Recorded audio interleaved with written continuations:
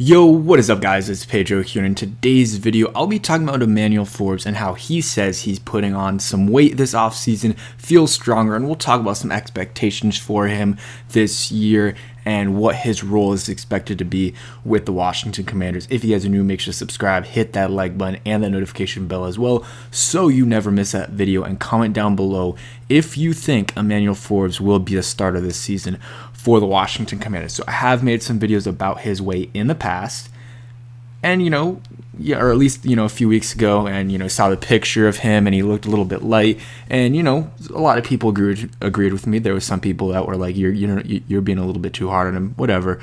He looked very, very skinny compared to his camper, but that's been a huge deal the whole time with Forbes. Is right when we drafted him was, okay, his weight is too low, he needs to put on some more weight, and some of that did show in his rookie year. He did get hurt at least once, maybe twice. I think he got a concussion, which I don't think that has a huge deal with weight, but he had like an elbow injury and maybe something else, and sometimes did miss tackles or got trucked over. I know people say that didn't happen, but it did. But the important thing is he's trying to improve, he's trying to put on weight, because not everyone puts on weight the same. Some people, it's very easy to put on weight. Sometimes it's very hard. And in Emmanuel Forbes' case, it's harder for him to put weight on than others. And by the way, different recording spot than usual. I'm in a different stance, so if it looks a little bit weird, that is why. Also recording a little bit later. But yeah, the important thing is that he's trying to put that weight on, and it's not all going to happen at once. He can't just put on 20 pounds in one off season, but even 2, 3, 4 pounds of good weight is huge. And if he can do that over 2-3 years, that's a big difference. He can go from, he's listed at, let's go ahead and look at it, 180. There's no chance he's 180, but let's say he's 165.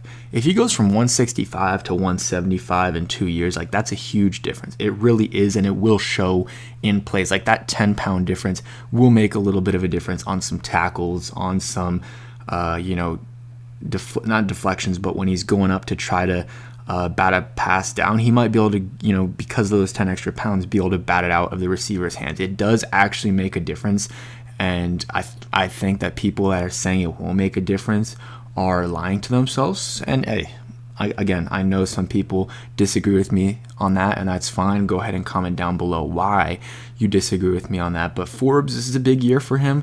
But expectations aren't super high, so he doesn't have a ton of pressure on him, but he still does need to perform because this is a new regime. But he's going to be competing for a starting spot. Is he? You got Benjamin St. Juste there, you got Michael Davis, you got Mike Sanders still, who they drafted in the second round this year, and then you got Forbes. So you would hope he starts. It's not a shoo-in for him to be a starter at all.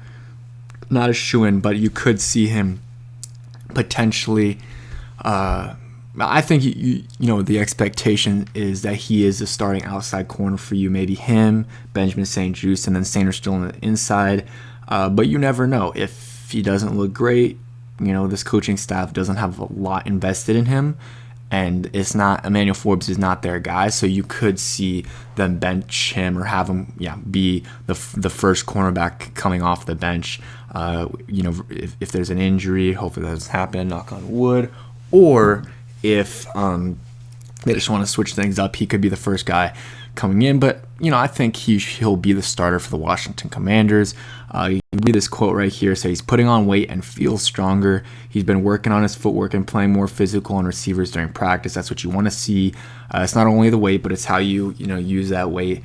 And he still looks really skinny. But hey, we got 6 weeks in between those last mini camp sessions and training camp. So let's see if he looks any different. Let's see if he looks any different from the end of mini camp to the start of training camp, even if it's 3, 4, 5 pounds. That is huge. That does make a difference. And it's hard to do that in 6 weeks. It really is, to put on really good weight. But with him, even a little bit of bad weight wouldn't be terrible, because again, he is so light. But he's always had the talent. He's, in college, obviously had the record for most interceptions returned for touchdown ever. And yeah, last year, 14 games, Started 6 of them, had 1 interception, returned for 3 yards. That was in the Broncos game. Could have housed that, honestly. Had 38 tackles, 2 tackles for a loss, 1 fumble.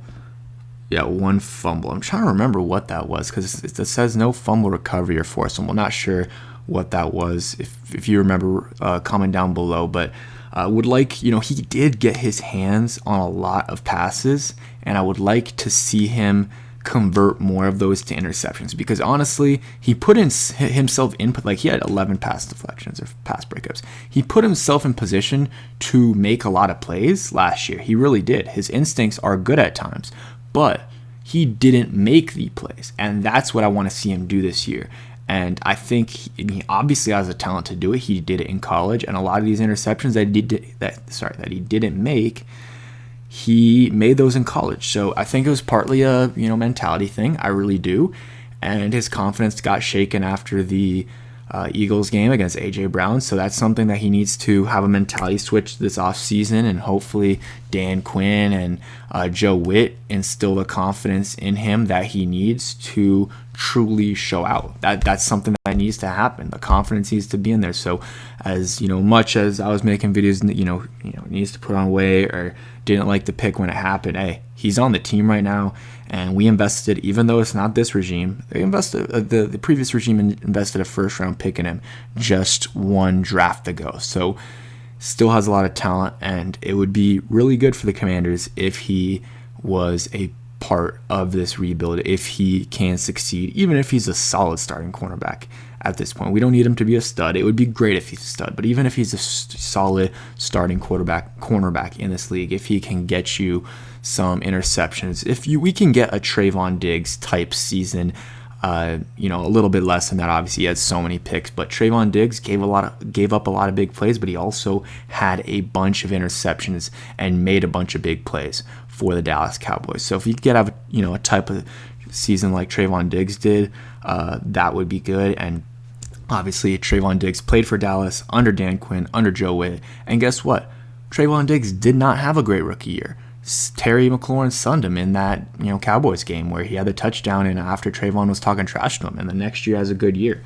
If we look at, I'll look it up right now, but Trayvon Diggs' stats, it wasn't. I just want to see which year was the big interception year. It wasn't the last 2 years. I'm pretty sure it wasn't the last 2 years. So it was the second year. He goes from 3 interceptions in 12 games and just wasn't playing great to 11 interceptions. So it can happen. It really can happen. And